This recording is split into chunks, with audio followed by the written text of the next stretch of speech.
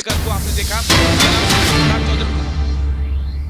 जानकारी पहुंचा दें कि राजभवन से निकल गए हैं नीतीश कुमार। बड़ी जानकारी, राजभवन से निकले हैं नीतीश कुमार। समर्थन पत्र दरअसल सौंपने के लिए राजभवन पहुंचे थे और ऐसे में अब समर्थन पत्र सौंपने के बाद नीतीश कुमार राजभवन से निकल गए हैं और अब तैयारी है शपथ ग्रहण समारोह की। माननीय मुख्यमंत्री नीतीश कुमार जी कह रहे थे कि आरजेडी के लोग लगातार काम करने भी नहीं दे रहे थे और उनके द्वारा जो 15 वर्षों का शासनकाल उनका था और जो रवैया उस 15 वर्षों के शासनकाल में जंगल राज जो स्थापित हुआ था, उसी प्रकार के जंगल राज की कोशिश आरजेडी के द्वारा किया जा रहा था। अभी भारतीय जनता पार्टी को जब प्रस्ताव मिला माननीय नीतीश जी का कि आप हमारे साथ सरकार बनाइए, भारतीय जनता पार्टी ने बिहार के हित में, बिहार के विकास के लिए, बिहार की सुरक्षा के लिए, बिहार की विधि व्यवस्था के लिए नीतीश जी के साथ मिलकर सरकार बनाएगी। और अभी हमारे विधायक दल के नेता श्रीमान सम्राट चौधरी जी और उप नेता विजय सिन्हा जी चुने गए हैं। दोनों हमारे भारतीय जनता पार्टी के कर्मठ सिपाही हैं और वह उनके साथ सरकार में मिलकर बहुत अच्छे से काम होगा, बिहार का विकास होगा। इसलिए बिहार जो गर्त की तरफ जा रहा था, बिहार अब विकास की तरफ बढ़ेगा। और हम लोग बिहार में 40 की 40 सीट एनडीए जीतेगी और फिर से 2024 में माननीय प्रधानमंत्री जी को फिर से तिबारे प्रधानमंत्री बनाने के लिए बिहार की 40 सीट एनडीए जीतकर उनके झोली में देगी। माननीय तो एक बड़ी टीम रिपब्लिक भारत की लगातार ग्राउंड पर बनी हुई है। अनूप भी हमारे साथ हैं, अनामिका काली भी लगातार बनी हुई है। अनामिका, एक बार फिर से आपके पास लौटते हुए, अब सब कुछ तय हो चुका है जिसकी पटकथा लगातार पिछले कई दिनों से लिखी जा रही थी और यह भी बता दिया जेडीयू ने कि इसके लिए कांग्रेस जिम्मेदार है, लेकिन कहीं ना कहीं सीधे तौर पर आरजेडी पर अटैक करने से केसी त्यागी भी बचते नजर आए। इसके मायने क्या है? और देखिए, पिछले काफी दिनों से जब नीतीश कुमार, हालांकि राज्य के स्तर पर और मुख्यमंत्री के तौर पे, डिप्टी सीएम के तौर पे क्या कुछ चल रहा था ये अलग विषय है बहस का, लेकिन इस बीच आपको याद दिला दें कि जब लास्ट टाइम वर्चुअल मीटिंग हुई थी इंडी गठबंधन के साथ, नीतीश कुमार जिस मीटिंग में शामिल थे, तो नीतीश कुमार ने संयोजक बनने से इनकार कर दिया था। उस वक्त जो डी राजा है उनकी ओर से ये कहा भी गया कि नहीं, हम ये चाहते हैं कि नीतीश कुमार ही संयोजक बने, लेकिन नीतीश कुमार ने साफ साफ इनकार कर दिया था और कहा था कि कांग्रेस की ओर से संयोजक बने। तभी साफ हो गया था नीतीश कुमार टर्म्स कंडीशंस पर राजी नहीं है, नीतीश कुमार खुश नहीं है। इसी के साथ साथ नीतीश कुमार ने जब आज बयान दिया इस्तीफा देने के बाद, तो भी उन्होंने कहा कि किसी ने कुछ नहीं किया, मेरा क्रेडिट लेने का प्रयास किया जा रहा था, इंडी गठबंधन में वो खुश नहीं थे, कुछ ठीक नहीं चल रहा था। तो बहुत सारी बातों के साथ और बहुत सारी बातों के बाद अब यह तय हो चला है कि जिस तरीके से 16 महीने सरकार चली आरजेडी और जेडीयू की, 536 दिन की सरकार चली जेडीयू आरजेडी की, जिसका आज कार्यकाल खत्म हो गया नीतीश के इस्तीफे के साथ ही। और इसी के साथ यह भी साफ हो गया कि अब बिहार में नई सरकार होगी। इस नई सरकार में सम्राट चौधरी और विजय सिन्हा डिप्टी सीएम होंगे बीजेपी की ओर से, जबकि मुख्यमंत्री होंगे नीतीश कुमार।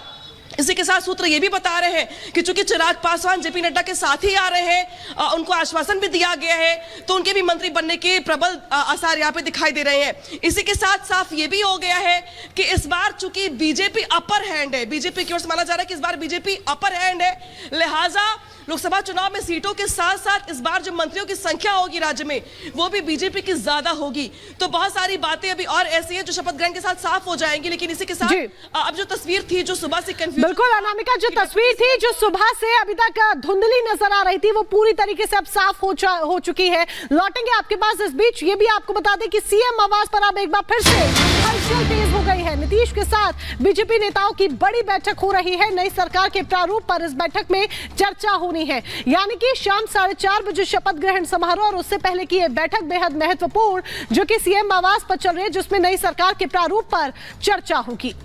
और अनूप का रुख कर लेते हैं। अनूप लगातार अपडेट हम तक पहुंचा रहे हैं। अनूप, मुख्यमंत्री के तौर पर शपथ लेंगे नीतीश कुमार, ये तय है। 2 डिप्टी सीएम भी शपथ लेंगे, ये भी तय है। तो क्या सरकार का प्रारूप क्या होगा, कौन कौन से मंत्री होंगे, क्या ये भी आज ही तय हो जाएगा? उनका भी शपथ होगा आज? देखिए अभी फिलहाल जो कोशिश है वो सबसे पहले कि मुख्यमंत्री शपथ ले ले, 2 डिप्टी सीएम शपथ ले ले, उसके बाद ये पहले से खाका ऐसा कहा जा रहा है कि जो सोर्स बता रहे हैं आरजेडी कोटे के जो मंत्री थे वो कोटा बीजेपी को दिया जा सकता है। हालांकि एक पेच यहाँ पे है कि जीतन राम मांझी ने 2 मंत्री पद मांगे हैं, उसे लेकर क्या बातचीत होगी जब बैठक होगी एनडीए विधायक दल के नीतीश कुमार के जब शपथ लेने के बाद कैबिनेट की बैठक होगी तो हो सकता है वो तस्वीर भी साफ होगी। लेकिन फिलहाल आज जो है सिर्फ 2 डिप्टी सीएम और मुख्यमंत्री शपथ लेने वाले अंदर सीएम आवास के बाहर में मौजूद, अंदर बैठक चल रही है। हो सकता है पूरे प्रारूप पर इसमें बातचीत चल रही है। इतिहास रचने के कगार पर नीतीश कुमार 9वीं बार मुख्यमंत्री पद की शपथ लेने वाले हैं। जो पटाक्षेप होना है, बिहार की सियासी हवा जो धुंधली नजर आ रही थी, आज शाम 4 से 5 बजे तक पूरी तरह से साफ हो जाएगी। अनामिका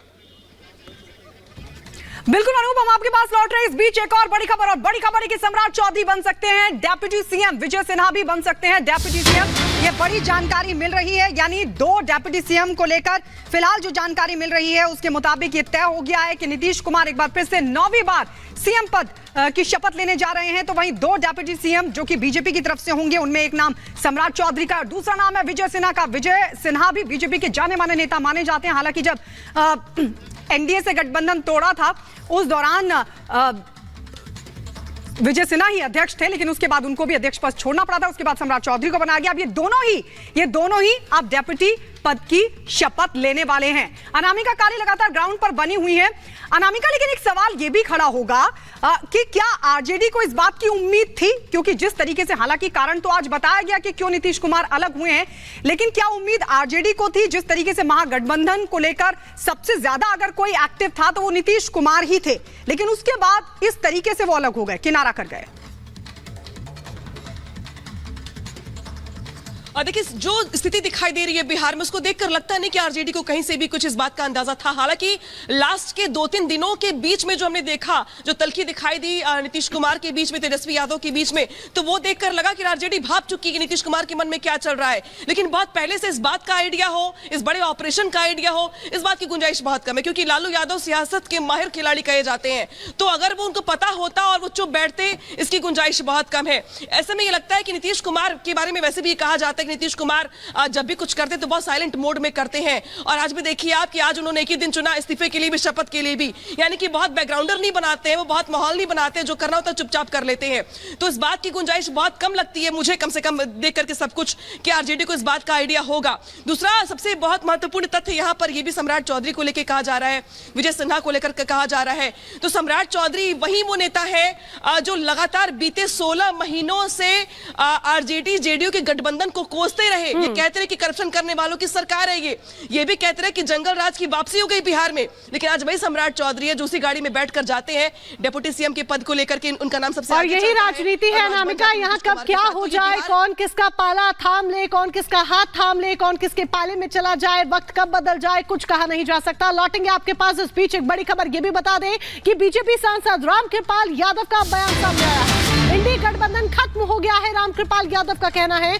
जनता को मोदी पर विश्वास है, अब की बार चुनाव में 400 पार सीट होगी। तो रामकृपाल यादव ये बयान देते हुए नजर आए और दावा करते हुए भी नजर आए कि अब की बार चुनाव में 400 पार सीटें बीजेपी जीतने वाली है। और वो इंडी गठबंधन जो मोदी विरोध में खड़ा हुआ, वो इंडी गठबंधन अब खत्म हो गया है, रामकृपाल यादव ने कहा।